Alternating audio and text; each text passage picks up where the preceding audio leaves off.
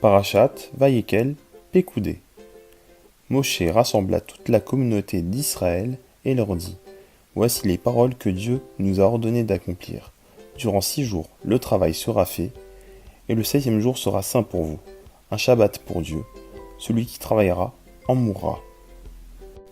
Rabbi Nathan enseigne qu'au lieu de dire Ta'aseh melacha, tu feras ton travail, le verset nous dit Te'aseh melacha, le travail sera fait, à la forme passive, ce qui signifie que le travail se fera par lui-même. Il précise : grâce au Shabbat, on mérite que le travail se fasse par lui-même, car la vitalité et l'abondance des 6 jours de la semaine sont dus au repos et à la sérénité du Shabbat. Par conséquent, l'homme doit effectuer tous les travaux et transactions commerciales des 6 jours de la semaine en sachant et en croyant qu'en vérité, il ne fait rien par lui-même, car tout vient de Dieu, d'après le Likutei Halachot Shabbat. C'est la raison pour laquelle notre paracha de la semaine commence avec l'injonction du Shabbat pour continuer avec les travaux du Mishkan qui représentent la source de tous les types de travaux du monde, afin de se rappeler qu'en vérité, nous ne faisons rien par nous-mêmes.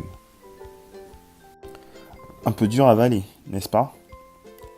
La théorie du « il faut aider Dieu à nous aider » en prend un coup. C'est dommage parce que, parfois, elle nous arrange bien cette théorie, surtout pour justifier de longues journées de travail au détriment de la famille et ou de l'étude. Rabbi Nachman raconte l'histoire suivante. Une fois, un pauvre errant arriva dans une ville alors qu'il n'avait pas mangé depuis 2 jours. Il se dirigea vers les plus belles maisons pour demander la charité. Après avoir frappé à la porte de la plus belle maison, un propriétaire lui ouvrit et écouta sa requête. Il lui proposa alors un marché. « Va me couper ce bois et je te donnerai un bon repas. » Le pauvre, n'ayant d'autre choix que d'accepter, il travailla plusieurs heures et vint ensuite demander son salaire. Le riche lui montra une maison en face de la sienne et lui dit de s'y présenter.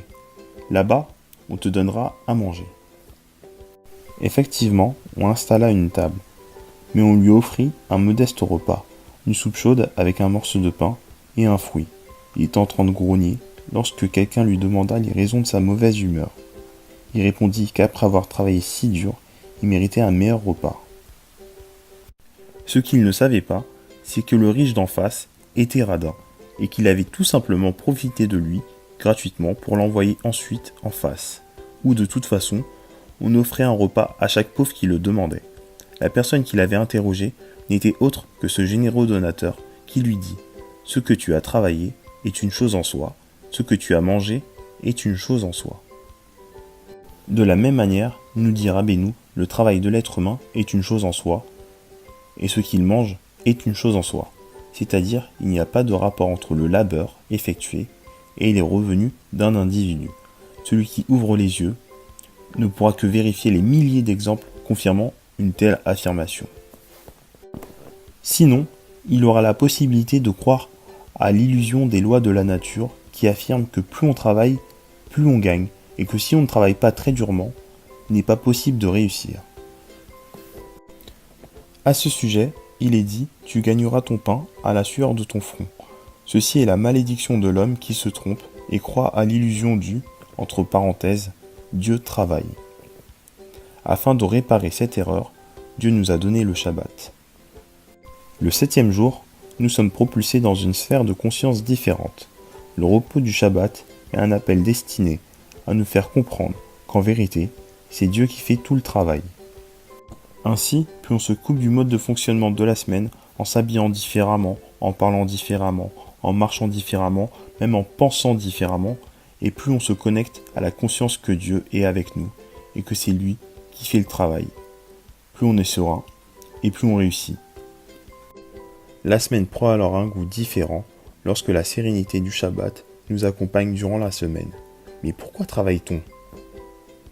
Sûrement pas pour l'argent, mais pour réparer le monde, d'après le Likutei Moharan. Chaque fois qu'on effectue des transactions commerciales en respectant les lois du Masa Umatan Be'emunah, commercer avec foi, on répare le monde. Diriger ses affaires avec foi, principe qui inclut aussi le travail du salarié, signifie respecter la parole donnée et les règles de la Torah afférentes à notre type d'activité. Cette foi est elle-même la source d'une bracha, une bénédiction, qui fait que notre argent est protégé et notre travail facilité. C'est la raison pour laquelle le Teilim, le psaume principal du Shabbat, commence par Hachem Roi Lo Ersar. Dieu est mon berger, je ne manquerai de rien.